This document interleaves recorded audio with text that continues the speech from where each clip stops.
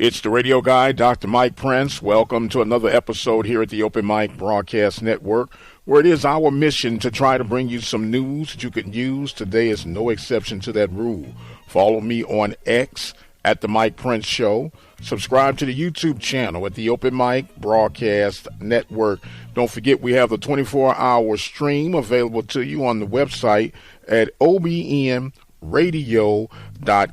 With all that being established, let us jump right into today's episode. Well, the temperature has dropped in Prairie View, and it is bone chilling. Will that have a cause and effect on homecoming?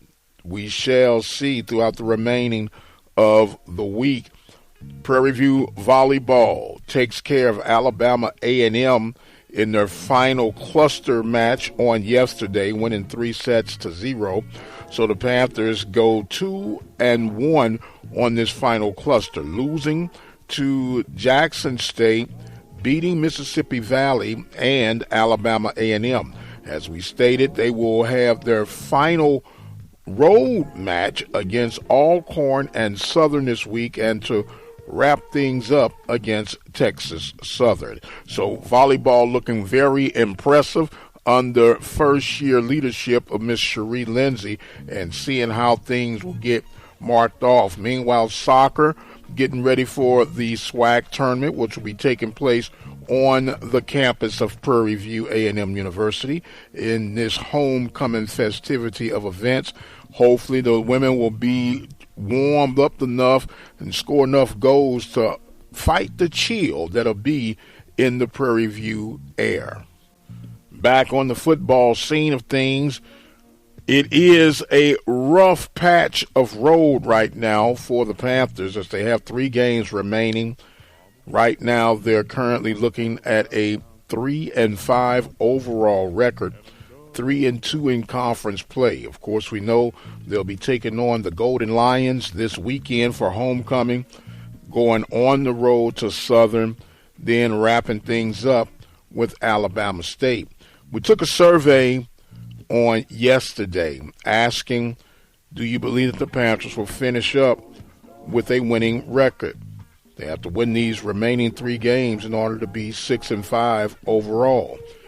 And much to my surprise, PV Nation is a little bit down on the Panthers right now. It's not thinking that the Panthers are going to finish with a winning record. I hope that is definitely not the case, because things were coming off and starting so promising with the strong start that the Panthers have had. But if you were to point at a struggling point, it has to go back to the Houston Christian game. And, of course, with the performance from this past weekend against the Rattlers. 7 points in a total of 2 games for the Panthers. And that is definitely concerning. Are we to the point now where you just start mixing and matching, seeing if the 2s can do it a little bit better than the 1s and vice versa? If the 3s, if you even have some 4s, just start plugging and playing to see what you can mix and match for these final 3 stretches? Or do you continue to work with what you have, trying to find that sweet spot to salvage the remaining of the season? A lot of pressing and concerning questions as we lead to this week's contest. But from looking at social media, you would think that people are more concerned about parking for homecoming than the actual play on the field. We'll see how all this unfolds throughout the course of the remaining season, but I will definitely have something to say about that. Right now, I want to focus on these remaining games for the Panthers in their football season, starting with the Golden Lions. Basketball season right around the corner, a couple of exhibition games as we are in the final day of October, and the Panthers will be in action November 6th and the 18th for the home basketball features from the men's side, and it is upon us right now, and I'm quite sure that Coach Pettaway will be in his elements when we get together throughout the course of this week and beyond as far as basketball is concerned. Now, I normally do not highlight too many student athletes because of the fact I think it's a two-way message. If you can promote them when they're doing good, you need to talk about them when they're struggling. But I saw something come across and brought to my attention that I found to be quite interesting. There was some historic monumental things coming out of Jackson State this season. Young lady on the field goal kicking team, she was awarded Player of the Week for getting 3-point after touchdowns in the victory of Jackson State had this past weekend.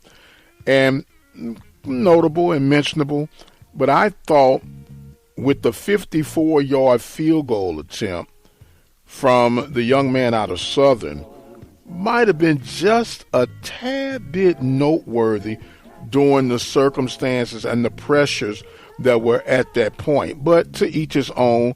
Congratulations to JSU's young kicker for getting Special Team Player of the Week. What do you guys think about that? It's all neither here nor there. Our focus and concern is on the overall team. And if your team is doing good, I know you're real happy. If your team is struggling, I know you're still trying to figure out and find out how we got to where we are. Well, as they say, you got to keep on plugging, keep on grinding, and this too shall pass. And speaking of this too shall pass, I have come to the point to where I must exit stage left for today. Do thank you guys so much for joining in with us. You know you can join us each and every day right here at the Open Mic Broadcast Network with the Mike Prince Show. We have Ben, Jack, and myself with Yeah, I Said It. Of course, we'll hear from Coach Pettaway, Coach Heiss Northern, also Miss Coach Tamika Newman when it all comes to ins and outs in the world of HBCU, in particular that of the Southwestern Athletic Conference and our beloved Prairie View A&M University. I've got to go. My time is far spent. I am the radio guy, Dr. Mike Prince. Thank you guys so much for joining in. And until the next time, you guys be blessed, and we'll see you on the other side.